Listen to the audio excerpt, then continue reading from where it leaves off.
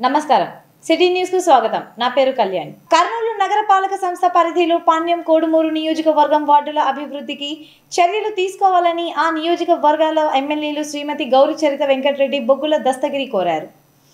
ఈ మేరకు నగరంలోని నగరపాలక సంస్థ సమావేశ మందిరంలో నగరపాలక సంస్థ సర్వ సభ్య సమావేశం జరిగింది। నగరంలోని ఎస్బీఐ కాలనీలో ఉన్న నగరపాలక సంస్థ సమావేశ మందిరంలో కర్నూలు నగరపాలక సంస్థ సర్వసభ్య సమావేశం బివై రామయ్య అధ్యక్షతన జరిగింది।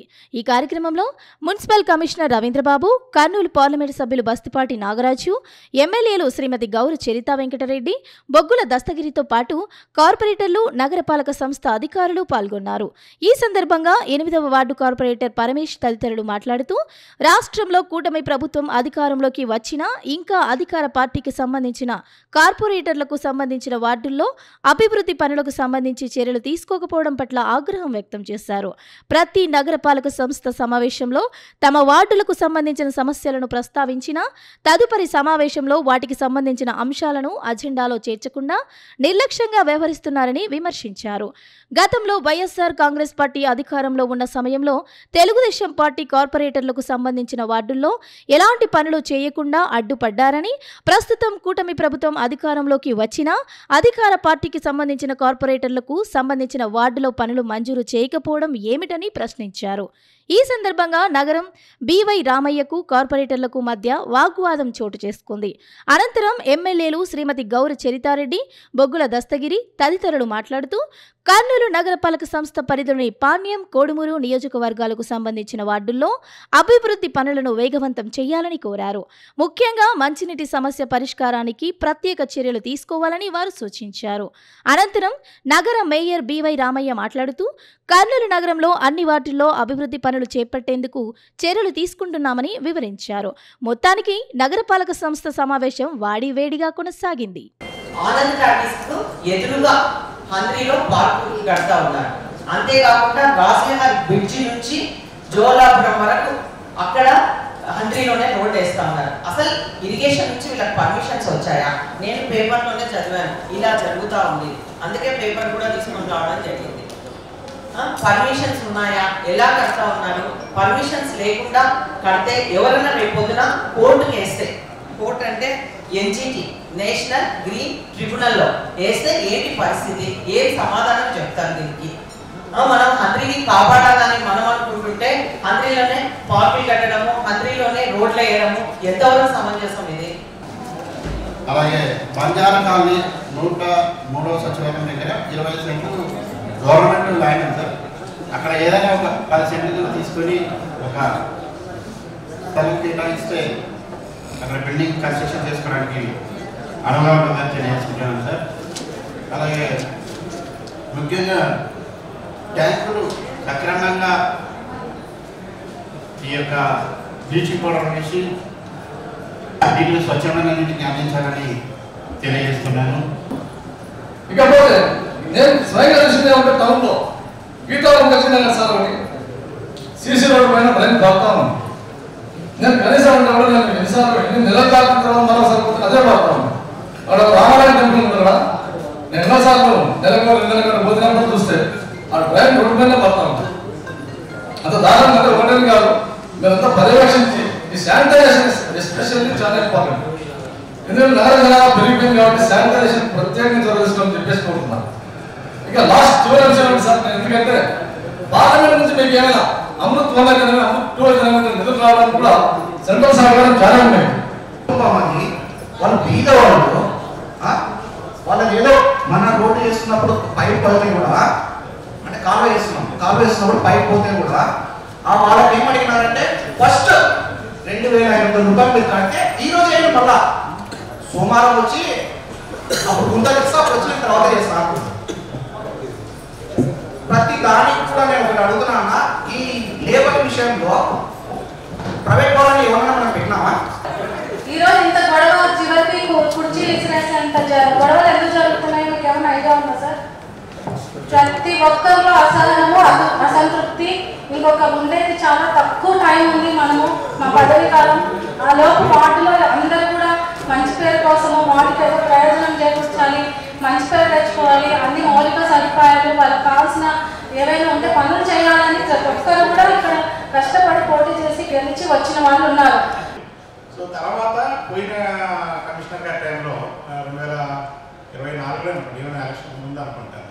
సో అప్పుడు అక్కడ సర్కిల్ డెవలప్ చేయాలని చెప్పేసి కొంత వర్క్ శాంక్షన్ చేసి సివిల్ వర్క్ కూడా రేజ్ చేశారు. 10 అడుగుల దాకా స్ట్రక్చర్ కూడా లేపారు. అయితే లేపితే ఈ కేసు ఉన్నట్టుగా మరి కమిషనర్ గారి దృష్టికి రాలేదు. ఎందుకంటే అనేసం ఉంది కాబట్టి ఎవరు చెప్పినట్లేదు, ఆఫీసర్లు కూడా మారారు, సెక్షన్ వాళ్ళు కూడా చెప్పినట్లేదు. వర్క్ ప్రొసీడ్ అయిపోయింది. ఈరోజు మాకు స్టే ఆర్డర్ ఉంటే ఇప్పుడు కోర్టు ఉత్తర్వులను ఉల్లంఘించి మీరు వర్క్ ఎలా చేస్తారని చెప్పేసి కంటెంప్ట్ కేసు ఫైల్ చేశారు. కంటెంప్ట్ కేసు ఫైల్ చేయడం వల్ల అది సీరియస్ అయిపోయింది. మనం కౌంటర్ అయ్యాలంటే స్టాండింగ్ కౌన్సిల్ అలాగే మన అడ్వకేట్ ఏం చెప్పారంటే ముందు అది తీసేస్తే కానీ కౌంటర్ మనం వేయలేము, సీరియస్ తీసుకుంటారు కోర్టు. సో మీరు కోర్టు ఉత్తర్వులు ఉన్నాయని తెలిసి కూడా మళ్ళీ వర్క్ ఎలా ప్రొసీడ్ అవుతారు. ముందు ప్రతి ఒక్కరూ చనిపోయిన తర్వాత చేసే అవయవ దానంతో మరొకరికి జీవితం ప్రసాదించవచ్చని జిల్లా కలెక్టర్ రంజిత్ బాషా అన్నారు. ఈ మేరకు నగరంలోని కిమ్స్ హాస్పిటల్లో జరిగిన అవయవ దానంపై అవగాహన సదస్సులో ఆయన పాల్గొన్నారు. నగరంలోని కిమ్స్ హాస్పిటల్లో అవయవ దానంపై నిర్వహించిన అవగాహన సదస్సులో జిల్లా కలెక్టర్ రంజిత్ బాషా పాల్గొన్నారు. ఈ సందర్భంగా జిల్లా కలెక్టర్ రంజిత్ బాషా మాట్లాడుతూ అవయవ దానం కేవలం దానం కాదు, కొన్ని జీవితాల్లో వెలుగులు నింపే ఆచరణ అని తెలిపారు. అవయవాలను దానం చేయడం ద్వారా అవసరమైన వారికి కొత్త జీవితం దొరుకుతుందని, చనిపోయిన తర్వాత కూడా బతికి ఉండే అవకాశాన్ని కలిగిస్తుందని కలెక్టర్ పేర్కొన్నారు. కిమ్స్ హాస్పిటల్లో ఇప్పటి వరకు 50కి పైగా కిడ్నీ మార్పిడులు చేయడం గొప్ప విషయమని అభినందించారు. శరీరంలో ఒక భాగాన్ని తీసివ్వడం చిన్న విషయం కాదు అన్నారు. ప్రేమతో, మానవతా కోణంతో మాత్రమే అవయవదానం సాధ్యమని కలెక్టర్ తెలిపారు. ఇదే విధంగా జీవన్ దాన్ ద్వారా కేంద్ర రాష్ట్ర ప్రభుత్వాలు అవయవ దానాన్ని అమలు చేస్తున్నాయని, ఈ గొప్ప పనిని అందరూ ప్రోత్సహించి ఆపదలో ఉన్నవారికి, అవసరమైన వారికి కొత్త జీవితాన్ని ఇవ్వాలని కలెక్టర్ పిలుపునిచ్చారు. కిమ్స్ హాస్పిటల్ ఆధ్వర్యంలో జీవన్ దాన్ ద్వారా 1,00,000 అవయవ దానాలను లక్ష్యంగా చేర్చుకోవడం జరిగిందన్నారు. అవయవ దానాన్ని ప్రోత్సహించాలని, ఎన్జీఓలు తదితరులు అవయవ దాన ప్రక్రియలో భాగస్వాములు కావాలని కలెక్టర్ పిలుపునిచ్చారు. అవయవ దానాలు డొనేట్ చేసిన కుటుంబ సభ్యులకు మొక్కలు అందజేసి కలెక్టర్ అభినందించారు. కార్యక్రమంలో KIMS hospital managing director doctor Bhaskar Rao, DMHO doctor Shantikala, ప్రభుత్వ సర్వజన ఆసుపత్రి సూపరింటెండెంట్ డాక్టర్ వెంకటేశ్వర్లు, కిమ్స్ ఆసుపత్రి వైద్య సిబ్బంది తదితరులు పాల్గొన్నారు. డాక్టర్స్కి ఒక రొటీన్ అయిపోయి ఉండొచ్చు, కానీ డాక్టర్స్కి దానికి సంబంధించి ఒక just it is a work activity కావచ్చు, కానీ బయట నుంచి చూసేటువంటి వాళ్ళకి కానీ బయట మామూలుగా ఎంతవరకు దాన్ని ఫేస్ చేయని వాళ్ళు ఎవరైతే ఉంటారో it is definitely a big thing. మీలో ఉన్న కిడ్నీ కావచ్చు, లివర్ కావచ్చు, చిన్నగా ఫీవర్ వస్తుంది లేదా చిన్న ఫ్లూ వచ్చింది అనగానే ఫర్దర్గా ఏమవుతుందని ఒక ఆలోచన అందరిలో ఉంటుంది. సో అటువంటి భయాన్ని మేబీ అవతల వాళ్ళ వ్యక్తుల మీద ఉన్న ప్రేమ కావచ్చు, లేదు ఇతర అదర్ నీడ్స్ కావచ్చు. సో డెఫినెట్గా ఇది ఒక మానవతా దృక్పథంతో హ్యూమనిటేరియన్ యాంగిల్లో ఆలోచించేయాలి. మనం రిజిస్టర్ చేసుకున్న తర్వాత ఇప్పుడు ప్రజెంట్గా ఫస్ట్ కార్డ్ మనం ఈరోజు స్టార్ట్ 1 lakh భాగంగా భాస్కరరావు గారు చేశారు. సో అందరూ కూడా మీ పరిధిలో ఇప్పుడు I'm very much happy that from village surveyor 200 ఏం చేశారు, మీరు బ్లడ్ క్యాంప్స్ చేశారు. సో ఇలా ఎనీబడి ఎంప్లాయీసే కాదు, anybody come forward to save other life. ఇంకా మిగతా లైఫ్ని మనం సేవ్ చేసే అవకాశం జనరల్గా డాక్టర్స్కి వస్తుంది, మిగతా వాళ్ళకి మనకు ఉండదు, మిగతా వాళ్ళకి ఆ అవకాశం ఉండకపోవచ్చు. సో ఈ రూపంలో డెఫినెట్గా మనం చేసే అవకాశం ఉంది కాబట్టి డెఫినెట్గా ఆర్గాన్ డొనేషన్లో అందరూ పార్టిసిపేట్ చేయాలని చెప్పేసి నేను అందరినీ కోరుకుంటున్నాను. ఎండ్ ఆఫ్ లైఫ్ వచ్చినప్పుడు ఫ్యామిలీ మెంబర్స్ అందరూ కూడా చాలా బాధలో ఉంటారు. అలాంటి టైంలో వాళ్ళ ఉన్న బాధల్లో వాళ్ళని కన్విన్స్ చేయాలి అని అంటే అది చాలా బాధతో కూడిన విషయము. దానికి మనకు కోఆర్డినేటర్స్ అని ఉంటారు. బిఫోర్ అంటే వాళ్ళకి చెప్పే ముందు వీళ్ళిద్దరు వెళ్ళి ఈ కోఆర్డినేటర్స్ మంగాదేవిను సంజీవ్ వీళ్ళంతా వెళ్ళి ఆన్లైన్లో కానీ ఆఫ్లైన్లో కానీ వాళ్ళ ఒక ఫ్యామిలీ మెంబర్స్ దాకా ట్రీట్ చేసుకొని ఈ డొనేషన్ని కన్విన్స్ చేస్తారు. అలా అన్ని బాధల్లో ఉండి ఎవరైనా కన్విన్స్ చేసినా కూడా డొనేట్ చేసేవాళ్ళే రియల్ దాతలు. మిగతా వాళ్ళందరితో పోలిస్తే వేరే వీళ్ళందరికీ అంత దాన్ని కన్విన్స్ అయ్యి ఎలాగో మా ప్రాణం లేకపోయినా 10 మంది బాగుపడతారనేది చేసేది. చేయాలమ్మా నాకు అయిపోయింది సార్. ఏం చేయాలో నాకు అర్థం కాలేదు అని ఒక వారం దాకా ఏడ్చిన పిల్లలు. తర్వాత సార్కు మళ్ళీ పోయి నేనే సార్ నా కిడ్నీ చెక్ అయితే నేను మా ఆయనకి ఇచ్చాను. తర్వాత మా ఆయన బాగున్నారా అని చెప్పిన. మీ ఆయన బాగుంటాడమ్మా అని చెప్పాను. ఆ తర్వాత ఇంకా కిడ్నీ మార్చుకున్నాక 4వ సంవత్సరంది. కానీ ఎలాంటి ఏ ప్రాబ్లం లేదు, బాగుంది. నాకు బాగుంది, ఆరోగ్యం మా ఆయనకు బాగుంది. నిర్మాణం చేసిన ద్వారా నాకు ఎటువంటి హెల్త్ ఇష్యూస్ లేవు. మా అమ్మాయి కూడా క్రియాటిన్ 0.7, 0.8 వస్తుంది. ఇప్పుడు హ్యాపీగా ఉన్నాము. అందుకే ఎవరన్నా అధైర్యపడుతుంటే వాళ్ళకి ధైర్యం ఇవ్వండి. అదే వాళ్ళకు పెద్ద ఆయుధం. ఆ ధైర్యం ఉంటేనే వాళ్ళు ముందుకు పెట్టగలరు ఆ వేదనను చేయడానికి. అదే కోరుకుంటున్నాను. తర్వాత సర్జరీ చేయించుకున్న తర్వాత కూడా సార్తో అప్రోచ్ అవ్వండి. టాబ్లెట్స్ రెగ్యులర్గా వాడుతూ క్రమబద్ధమైన జీవితాన్ని కనుక అలవాటు చేసుకుంటే లైఫ్లో హ్యాపీగా ఉండగలం. అదే కోరుకుంటున్నాను. బీసీ సామాజిక వర్గానికి చెందిన డాక్టర్ చంద్రశేఖర్ ను doctor NTR health university vice chancellor గా రాష్ట్ర ప్రభుత్వం నియమించడం అభినందనీయమని టీడీపీ రాష్ట్ర కార్యదర్శి నాగేశ్వరరావు యాదవ్ అన్నారు. ఈ మేరకు నగరంలోని తెలుగుదేశం పార్టీ కార్యాలయంలో జరిగిన విలేకరుల సమావేశంలో వారు మాట్లాడారు. నగరంలోని జిల్లా తెలుగుదేశం పార్టీ కార్యాలయంలో జరిగిన విలేకరుల సమావేశంలో ఆ పార్టీ నాయకులు వై నాగేశ్వరరావు యాదవ్, సత్రం రామకృష్ణుడు, జేమ్స్, రవికుమార్ తదితరులు మాట్లాడుతూ బీసీ సామాజిక వర్గానికి చెందిన డాక్టర్ పులాల చంద్రశేఖర్ను doctor NTR health university vice ఛాన్సలర్గా రాష్ట్ర ప్రభుత్వం నియమించడం అభినందనీయమని తెలిపారు. కర్నూలు నగరానికి చెందిన డాక్టర్ చంద్రశేఖర్ దశాబ్దాలుగా గుండె వ్యాధి వైద్యుడిగా ఎంతో మందికి మెరుగైన వైద్య సేవలు అందించారని చెప్పారు. అలాగే కర్నూలు మెడికల్ కళాశాల ప్రిన్సిపల్గా, కర్నూలు ప్రభుత్వ సర్వజన వైద్యశాల పర్యవేక్షక అధికారిగా సమర్థవంతంగా విధులు నిర్వహించి మంచి పేరు తెచ్చుకున్నారని చెప్పారు. గతంలోనే ఆయనకు డైరెక్టర్ ఆఫ్ మెడికల్ ఎడ్యుకేషన్ పదవి సీనియారిటీ ప్రకారం రావాల్సి ఉన్నా అప్పటి వైఎస్ఆర్ కాంగ్రెస్ పార్టీ ప్రభుత్వం కేవలం బీసీ అన్న నెపంతో ఆయనను పక్కన పెట్టి ఆయన కంటే సీనియారిటీ తక్కువ ఉన్న వారిని నియమించారని చెప్పారు. అదే సమయంలో బీసీ సంఘాలుగా తాము నిరసన కార్యక్రమాలు నిర్వహించామని వివరించారు. ప్రస్తుతం రాష్ట్రంలో కూటమి ప్రభుత్వం అధికారంలోకి రావడంతో బీసీ సామాజిక వర్గానికి చెందిన డాక్టర్ చంద్రశేఖర్ను doctor NTR health university vice ఛాన్సలర్గా నియమించి మరోసారి తెలుగుదేశం పార్టీ బీసీ పక్షపాతిగా నిరూపించుకుందని వివరించారు. Doctor Chandrashekar NTR health university vice chancellor సమర్థవంతంగా పదవీ బాధ్యతలు నిర్వహించి రాష్ట్ర ప్రభుత్వానికి మంచి పేరు తీసుకువస్తారని వారు తెలియజేశారు. యాదవ్ కులానికి సంబంధించిన నాయకుడు అనే ఉద్దేశంతో ఆయనని మరి పక్కకు పెట్టి అప్పుడు అడ్డగోలుగా వేరే వాళ్ళకి అతని కంటే జూనియర్ అయిన వానికి మెడికల్ డైరెక్టర్గా ఇవ్వడం జరిగింది. పూర్తిగా శోచనీయం. ఆ విషయం పైన అప్పుడే తెలుగుదేశం పార్టీ మరి బీసీ విభాగం ఆధ్వర్యంలో ఆ రోజు ధర్నా కార్యక్రమాలు కూడా నిర్వహించడం జరిగింది. ప్రభుత్వం దృష్టికి కూడా తీసుకుపోవడం జరిగింది. కానీ 71కి ముందర శంఖం ఊదినట్లు గత ప్రభుత్వ ముఖ్యమంత్రి గారు అప్పుడు జగన్మోహన్ రెడ్డి గారు అసలు పట్టించుకునే పాపాన పోలేదు. అప్పుడు మంత్రి మరి బుగ్గన రాజేంద్రనాథ్ రెడ్డి అసలు అతన్ని చేసేదే లేదు, ఏం చేసుకోకపోతే అని చెప్పడం జరిగింది. దానికి ప్రతీకారంగానే చంద్రబాబు నాయుడు సార్ దృష్టికి, ప్రస్తుత ముఖ్యమంత్రి దృష్టికి ఈయన సేవలన్నింటినీ తీసుకెళ్లి గత ప్రభుత్వంలో జరిగిన అన్యాయాన్ని అంతా వివరించడం జరిగింది కూటమి ప్రభుత్వానికి. మరి వెంటనే ఆయన సేవల్ని గుర్తించి, ఆయన యొక్క నీతి నిజాయితీని గుర్తించి ఈరోజు ఇక్కడున్న మరి తెలుగుదేశం పార్టీ ఉమ్మడి జిల్లాల మంత్రులు అయితేనేమి, ఎమ్మెల్యేలు అయితేనేమి, ఉమ్మడి జిల్లాల తెలుగుదేశం పార్టీ అధ్యక్షులు అయితేనేమి, ముఖ్యమైన క్యాడర్ కూడా ఖచ్చితంగా చంద్రశేఖర్ సార్కి ఇవ్వాల్సిందే బీసీ పోస్ట్ అని మరి ఒత్తిడి తీసుకొని రావడం జరిగింది.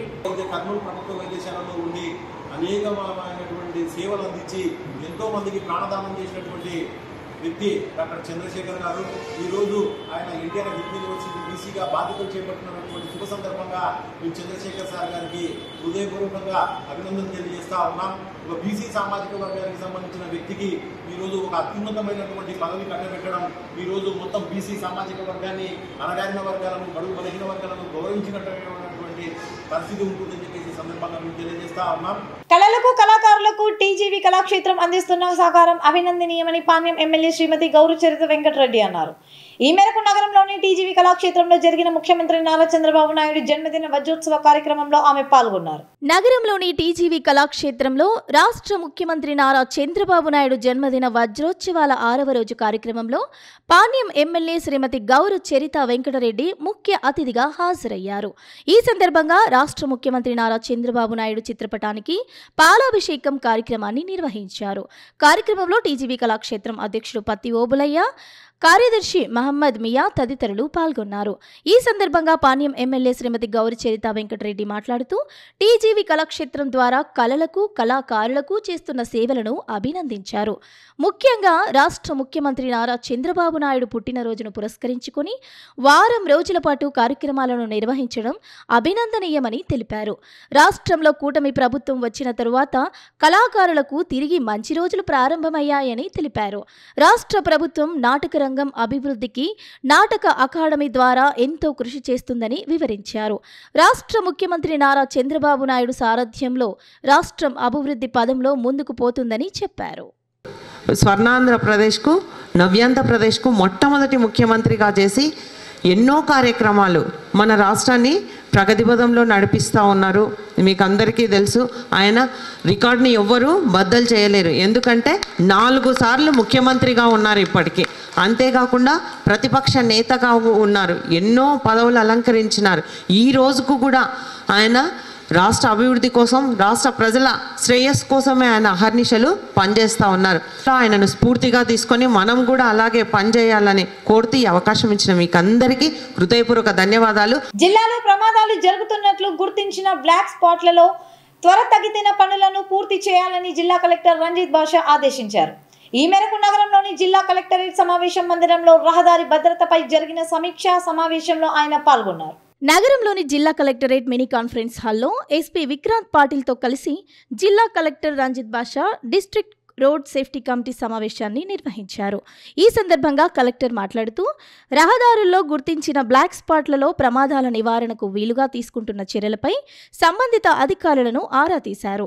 సైన్ బోర్డులు, రంబుల్ స్ట్రిప్స్, స్పీడ్ బ్రేకర్స్, ఇతర రోడ్డు నిర్మాణపు పనులు ఎంతవరకు వచ్చాయని కలెక్టర్ సంబంధిత అధికారులను అడిగి తెలుసుకున్నారు. రాళ్లదొడ్డి వద్ద రోడ్డు విస్తరణ పనులకు సంబంధించి ఎన్హెచ్ ప్లాన్ కింద ₹1,00,00,000 మంజూరు అయ్యాయని, వాటికి టెండర్లు పిలుస్తున్నామని ఆర్ఎన్బిఎస్ ఈ కలెక్టర్కు వివరించారు. 40 లక్షలతో 4 పనులకు సంబంధించి ఏప్రిల్లోపు పూర్తవుతాయని అనంతపురం ఎన్హెచ్పిడి కలెక్టర్కి వివరించారు. ఎన్హెచ్ కడప పరిధిలోని 16 బ్లాక్ స్పాట్లను గుర్తించడం జరిగిందని, 118 లక్షలతో పనులు చేపడుతున్నామని, 60 రోజులలో పనులు పూర్తి చేసే విధంగా చర్యలు తీసుకుంటున్నామని ఎన్హెచ్పిడి కడప కలెక్టర్కి వివరించారు. అదేవిధంగా ఎన్హెచ్ 340Cలో చేపడుతున్న పనుల గురించి సంబంధిత అధికారులు కలెక్టర్కి వివరించారు. ఈ పనులు అన్ని త్వరితగతిన పూర్తి కావాలని కలెక్టర్ అధికారులను ఆదేశించారు. ఎల్లమ్మ తల్లి గుడి దగ్గర అప్రోచ్ రోడ్డు కొరకు భూసేకరణ చేసి ఇచ్చి నెల అవుతుందని, అప్రోచ్ రోడ్డు పనులు వెంటనే మొదలు పెట్టాలని కలెక్టర్ ఎన్హెచ్ అధికారులను ఆదేశించారు. పెద్దపాడు నుండి హైదరాబాద్ ఎన్హెచ్కు లింక్ చేస్తూ ఔటర్ రింగ్ రోడ్ ఏర్పాటుకు సంబంధించిన భూసేకరణకు చర్యలు చేపట్టాలని కలెక్టర్ కర్నూలు మున్సిపల్ కమిషనర్ను ఆదేశించారు. ఔటర్ రింగ్ రోడ్ నిర్మాణం వల్ల ట్రాఫిక్ రద్దీ చాలా తగ్గుతుందని కలెక్టర్ తెలిపారు. బళ్ళారి చౌరస్తా వద్ద జంక్షన్ ఇంప్రూవ్మెంట్ పనులు పూర్తయ్యాయని అధికారులు తెలిపారు. ప్రభుత్వ సర్వజన వైద్యశాలలో ఎంట్రన్స్, పార్కింగ్ ఏర్పాటు అంశాలపై వేగవంతంగా చర్యలు తీసుకోవాలని కలెక్టర్ హాస్పిటల్ అడ్మినిస్ట్రేటివ్ ఆఫీసర్ను ఆదేశించారు. యాక్సిడెంట్లు జరిగిన వెంటనే సంబంధిత శాఖల అధికారులు ఆ ప్రదేశానికి వెళ్లి ప్రమాదాలకు కారణాలు తెలుసుకోవాలని, రోడ్లు బాగోలేకపోతే వెంటనే చర్యలు తీసుకోవాలని కలెక్టర్ ఆర్ఎన్బి పంచాయతీరాజ్ శాఖ పోలీసు అధికారులను ఆదేశించారు. ఈ అంశంలో ఎలాంటి జాప్యము చేయకూడదని కలెక్టర్ స్పష్టం చేశారు. ఆటోల్లో, సొంత వాహనాలలో కెపాసిటీకి మించి ఎక్కించుకుని ప్రయాణం చేసే వాహనదారులపై కఠిన చర్యలు తీసుకోవాలని కలెక్టర్ డీటీసీని ఆదేశించారు. సమావేశంలో జిల్లా SP Vikrant Patil, RNB SE Maheshwar Reddy, Panchayati Raj SE Ramachandra Reddy, DTC Shanthakumari, ప్రభుత్వ general hospital AO Sindhu Subrahmanyam, national highway పీడీలు తదితరులు పాల్గొన్నారు.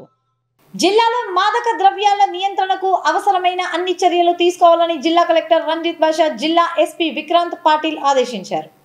ఈ మేరకు నగరంలోని జిల్లా కలెక్టరేట్ సమావేశ మందిరంలో మాదక ద్రవ్యాల నియంత్రణపై జరిగిన సమావేశంలో వారు పాల్గొన్నారు. నగరంలోని జిల్లా కలెక్టరేట్ సమావేశ మందిరంలో నార్కోటిక్స్ కోఆర్డినేషన్ సమావేశాన్ని నిర్వహించారు. గంజాయి సాగు నివారణ చర్యలు, మాదక ద్రవ్యాల వాడకం, నియంత్రణ చర్యలపై సమావేశంలో చర్చించారు. ఈ సందర్భంగా జిల్లా కలెక్టర్ రంజిత్ బాషా మాట్లాడుతూ మత్తు పదార్థాల వినియోగం వల్ల కలిగే నష్టాల గురించి పాఠశాలలు, కళాశాలలు, యూనివర్సిటీల్లో విస్తృత ప్రచారం చేయాలని అధికారులను ఆదేశించారు. గంజాయి మొక్కలు తినిపిస్తే ఎద్దులకు బలం వస్తుందని, పొలాల్లో సాగు చేస్తున్నట్లు తెలిసిందని ఎస్పీ తెలుపగా విలేజ్ అగ్రికల్చర్ అధికారులు, హార్టికల్చర్ అధికారులతో పొలాల్లో గంజాయి సాగుపై వెతికించాలని కలెక్టర్ జిల్లా వ్యవసాయ శాఖ అధికారిని ఆదేశించారు. అలాగే అటవీ శాఖ అధికారులు వారి పరిధిలోని అటవీ భూములు పరిశీలించి గంజాయి సాగు కనిపిస్తే వెంటనే పోలీస్ అధికారులకు సమాచారం అందించాలన్నారు. ముఖ్యంగా అటవీ ప్రాంతానికి దగ్గరగా ఉండే గ్రామాలపై ప్రత్యేక దృష్టి పెట్టాలని కలెక్టర్ ఆదేశించారు. వచ్చే విద్యా సంవత్సరం నుండి మత్తు పదార్థాల వినియోగం వల్ల కలిగే అనర్థాల గురించి పాఠశాలల్లో వ్యాసరచన, వక్తృత్వ పోటీలు, ర్యాలీలు, ప్రతిజ్ఞల ద్వారా విద్యార్థులకు పూర్తి స్థాయిలో అవగాహన కల్పించాలని కలెక్టర్ డీఈఓను ఆదేశించారు. బస్సులు, వాహనాల ద్వారా మత్తు పదార్థాల రవాణాను పూర్తిగా అరికట్టేలా చర్యలు తీసుకోవాలని కలెక్టర్ రవాణా, ఆర్టీసీ అధికారులను ఆదేశించారు. డ్రగ్ అడిక్షన్ సెంటర్లు పనిచేస్తున్నాయా అని కలెక్టర్, ఎస్పీ, వైద్య శాఖ అధికారులతో ఆరా తీశారు. జిల్లా ఎస్పీ విక్రాంత్ పాటిల్ మాట్లాడుతూ మత్తు పదార్థాల వినియోగం, గంజాయి సాగు, అమ్మకం చేస్తే కఠిన చర్యలు తప్పవని హెచ్చరించారు. ఎద్దులకు తినిపిస్తే బలమని, మిరప పంట మధ్యలో గంజాయి సాగు చేస్తున్నారని తెలిసిందని, వ్యవసాయ శాఖ అధికారులు గంజాయి సాగు చట్టపరంగా నేరం అనే విషయం పూర్తిగా అర్థమయ్యేలా రైతులకు అవగాహన కల్పించాలని ఎస్పీ జిల్లా వ్యవసాయ శాఖ అధికారికి సూచించారు. కర్నూలు, ఆదోని, ఎమిగనూరు పట్టణ ప్రాంతాల శివారుల్లో ముళ్లపొదలు, పాడుపడిన భవనాలు తొలగించేందుకు చర్యలు తీసుకోవాలని, చీకటి లేకుండా వీధి లైట్లు వేయించాలని ఎస్పీ మున్సిపల్ కమిషనర్ను ఆదేశించారు. కర్నూలు నగరానికి సంబంధించి ప్రధానంగా హంద్రి నది చుట్టూ ఉన్న ముళ్లపొదలు తొలగించాలని ఎస్పీ సూచించారు. విద్యా సంవత్సరం మొదలు కాగానే విద్యార్థులకు మత్తు పదార్థాల వినియోగంపై పూర్తి స్థాయిలో అవగాహన కల్పించాలని డీఈఓను ఆదేశించారు. పోలీస్ శాఖతో పాటు ఇతర శాఖల అధికారులు 11 మందితో ఒక కమిటీ ఏర్పాటు చేసి మాదక ద్రవ్యాల నియంత్రణకు పూర్తి స్థాయిలో చర్యలు తీసుకుంటున్నట్లు ఎస్పీ పేర్కొన్నారు. సమావేశంలో ZP CEO Nasara Reddy, municipal commissioner Ravindra Babu, DTC Shantakumari, excise superintendent Sudhir Kumar, DMHO Shantikala, జిల్లా విద్యాశాఖ అధికారి షామిల్ పాల్, ఆర్టీసీ ఆర్ఎం శ్రీనివాసులు తదితరులు పాల్గొన్నారు. శనైశ్వర స్వామి ఆశీస్సులతో ప్రజలందరూ సుఖ సంతోషాలు, శాంతి సౌభాగ్యాలతో జీవించాలని ఆలయ అర్చకులు అన్నారు. ఈ మేరకు నగరంలోని సంకల్బాగ్లో ఉన్న శనైశ్వర స్వామి ఆలయంలో శని త్రయోదశి కార్యక్రమాన్ని ఘనంగా నిర్వహించారు. నగరంలోని సంకల్బాగ్లో ఉన్న శనైశ్వర స్వామి ఆలయంలో శని త్రయోదశి సందర్భంగా ప్రత్యేక పూజ కార్యక్రమాలను నిర్వహించారు.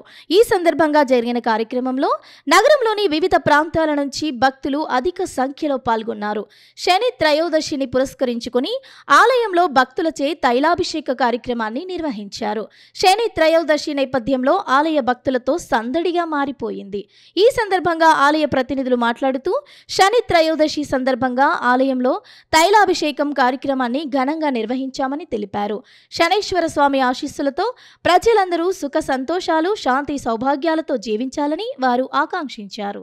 ఆర్థికంగా ఎదిగిన ప్రతి ఒక్కరూ తమ స్వగ్రామాల్లో సేవా కార్యక్రమాలు చేసేందుకు ముందుకు రావాలని మానవతా స్వచ్ఛంద సేవా సంస్థ program committee chairman Gonuru Yugandhar Shetty అన్నారు. ఈ మేరకు జూపాడు బంగ్లా మండలం పారుమంచాల గ్రామంలో మానవతా స్వచ్ఛంద సేవా సంస్థ గౌరవ సలహా మండలి చైర్మన్ మందడి రఘునాథరెడ్డి సతీమణి శ్రీమతి శ్యామలమ్మ జ్ఞాపకార్థం 70,000 విలువ గల సన్న బియ్యం పంపిణీ చేశారు.